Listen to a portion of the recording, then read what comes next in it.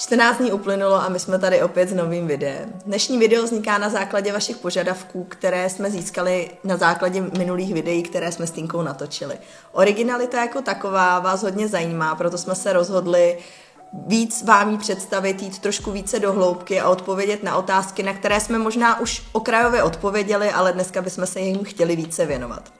Ahoj Tinko. Ahoj Luci. Moc děkuju, že jsi tady dneska opět se mnou a myslím si, že dneska řekneš našim zákazníkům a divákům zase něco nového.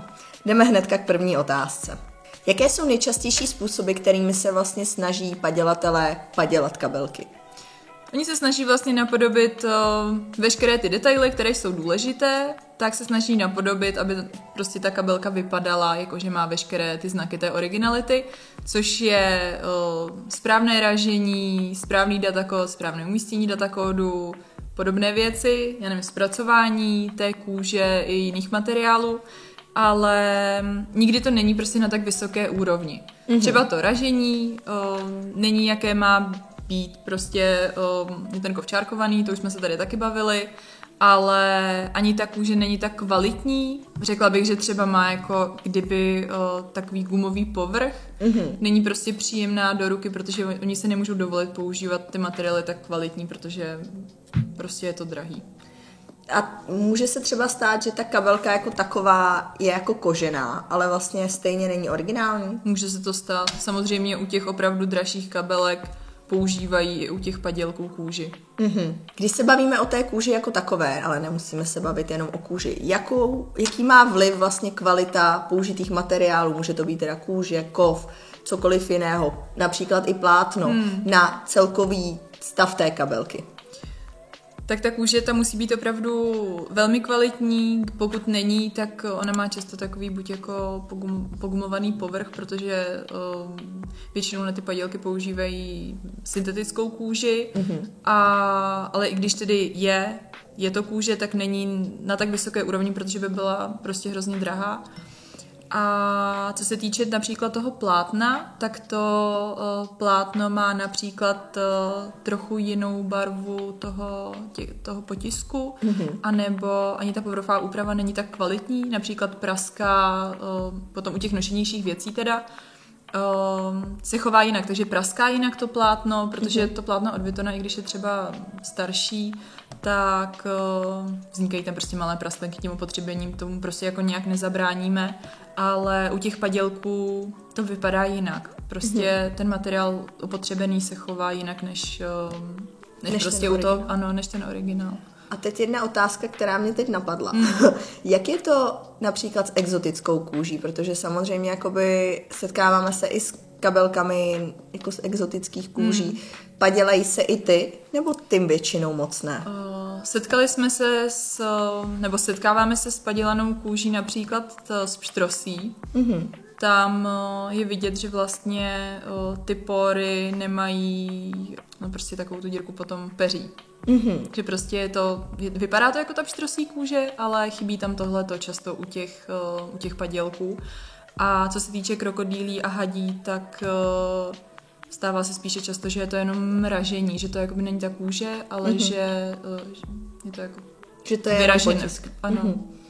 Tak ona ta kůže sama o sobě, i pokud by ji vlastně jako chtěli jako takovou, tak je jako poměrně drahá, takže u tady těch kousků je to asi trošičku jako složitější, ale stává se to tedy i tak. Hlavně je drahá v té vysoké kvalitě.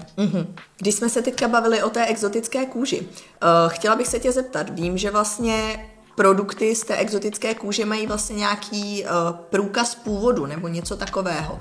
Jak to s tím vlastně je?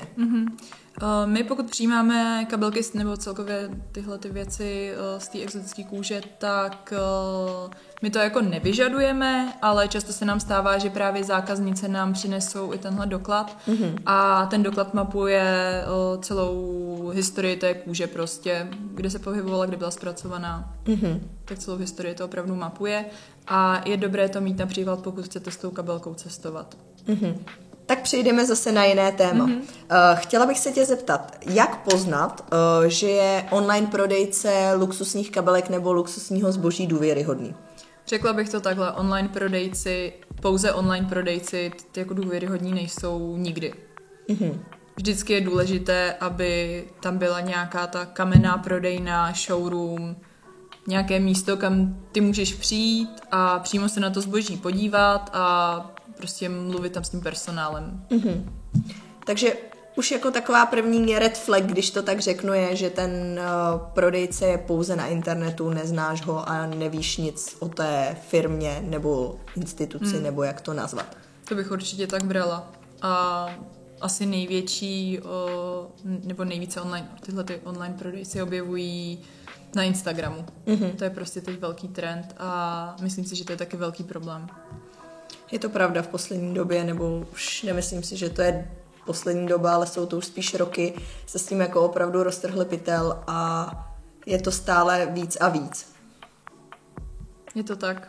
Je jich čím dál tím více a oni často to zboží ani nemají v ruce. Často jim pošlou lidé fotky, oni to vystaví, prodají a přes ně to ani nejde. Je to tak? Už jste se s tím i setkali někdy? Setkali jsme se s těmito případy opravdu, že třeba zákaznice přinesla nám zboží na prodej a bylo to právě přes tyhle ty online prodejce a to zboží originální nebylo, i přestože měla jeho originální fakturu k tomu. A potom vlastně to další už jakoby zjišťování, dokazování, prokazování je složitý.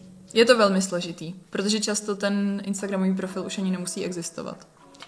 Takže potom se ten člověk, co to koupil, nemá jak dostat k penězům a k odpovědi. Nějaký spravedlnosti. Když se bavíme tady vlastně o těch instagramových prodejcích nebo o nějakém jakoby padělání zboží, jak je to vlastně s nějakým jako právním důsledkem, trestným činem nebo vlastně něčím takovým tady při těch případech? Celkově prodávat padělané zboží je trestným činem, takže si myslím, že by si na to lidé měli dávat velký pozor, ať už prodejci či nakupující. Je to tak. Kristi, já ti moc krát děkuju. Nemáš za co. Vám moc děkujeme za sledování. Myslím, že dnes jsme probrali opravdu vše, co se originality týče. Pokud by vás cokoliv dalšího zajímalo, obraťte se na nás na našem Instagramu, napište nám zprávu, cokoliv vás zajímá, my vám určitě rádi odpovíme a pokud vás bude více, určitě natočíme nějaké další video, které se originality bude týkat. Moc vám děkujeme a mějte se krásně.